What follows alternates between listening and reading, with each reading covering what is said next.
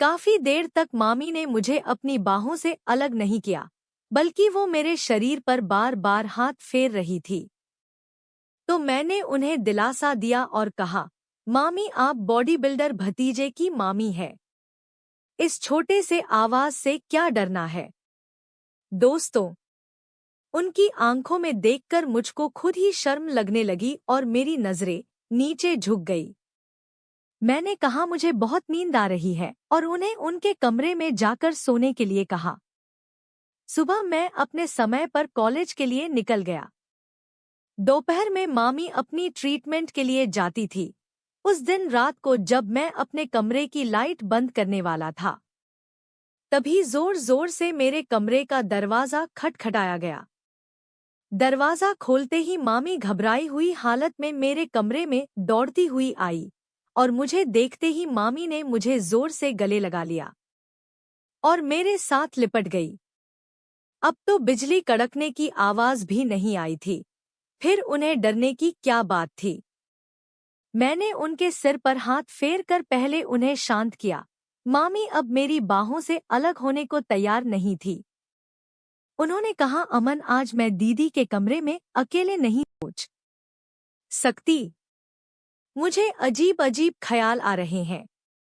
या तो तू मेरे कमरे में सो जा या फिर मुझे तेरे साथ तेरे कमरे में सोने दे।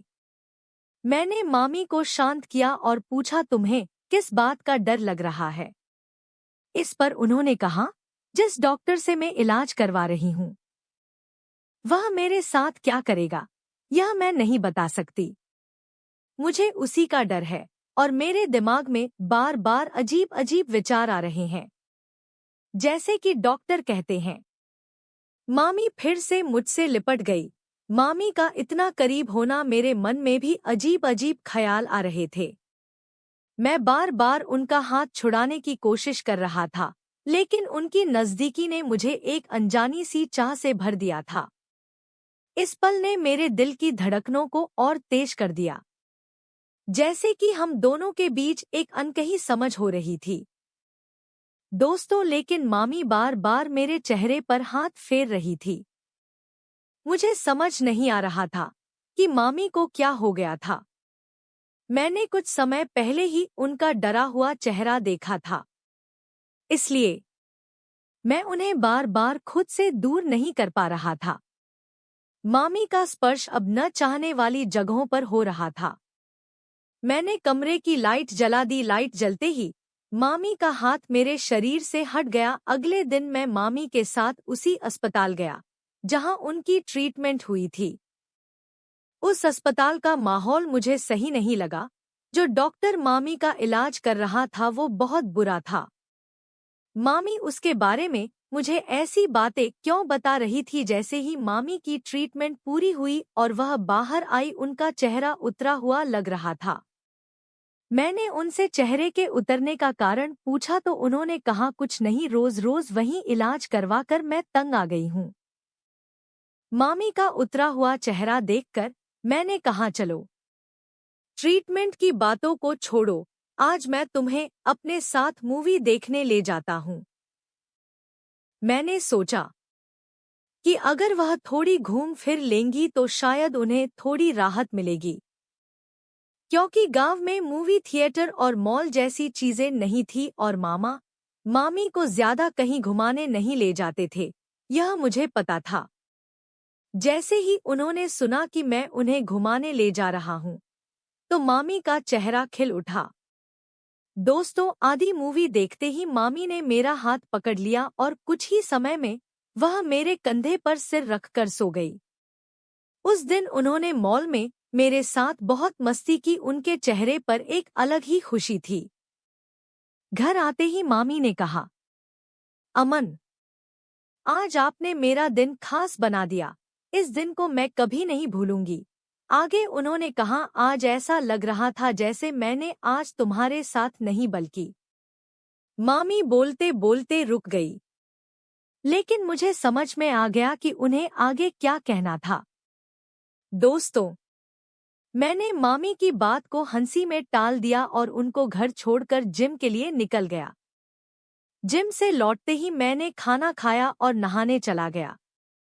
नहाने के बाद जब मैं अपने कमरे में गाने सुनकर दिमाग ताज़ा कर रहा था, तभी अचानक मुझे अपने शरीर पर किसी का हाथ महसूस हुआ। कोई मेरे चेहरे पर हाथ फेर रहा था।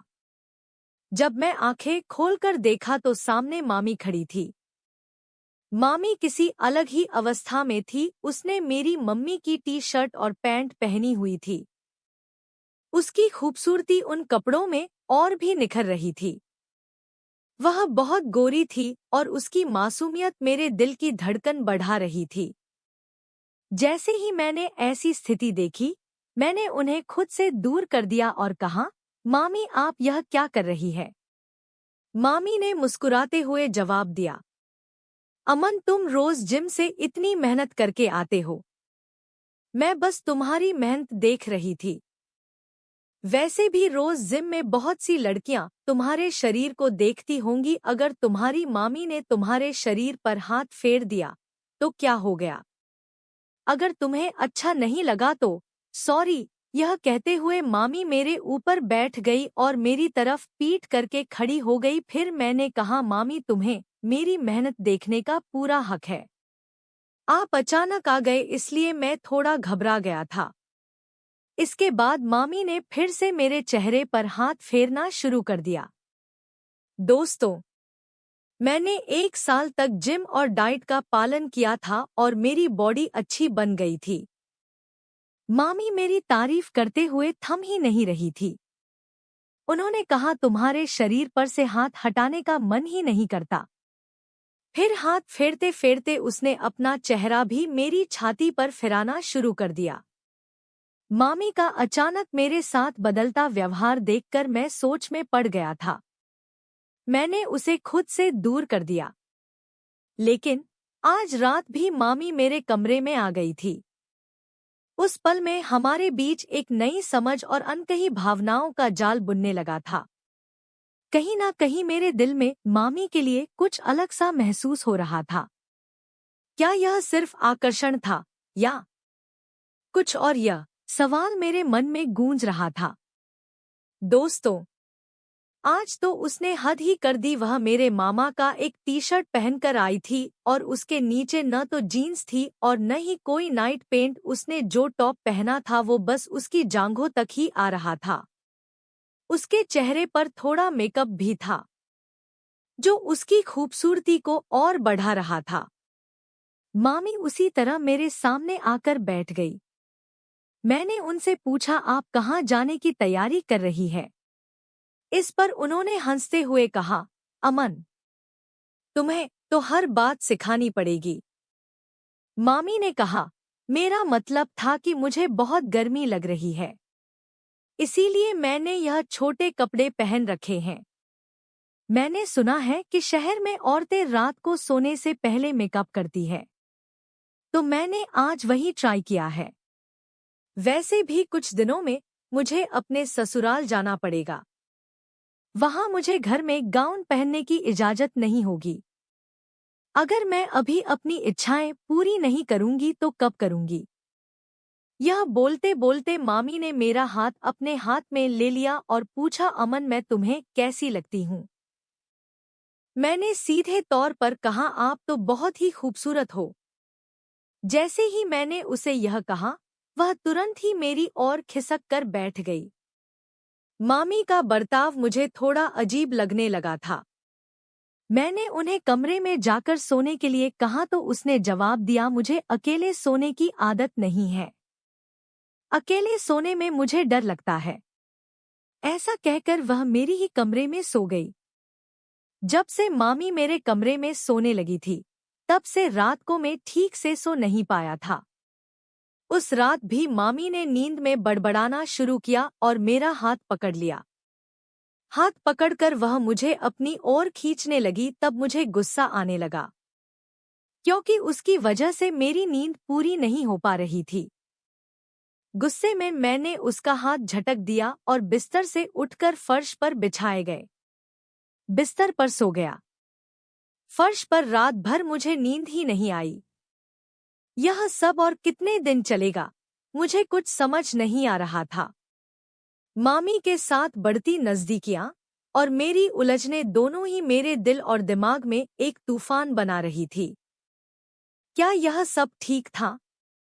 या फिर ये अनकही भावनाएं एक नई दिशा में बढ़ रही थी? दोस्तों, अब तो मुझे ऐसा लगने लगा था कि मामी जल्दी से जल्दी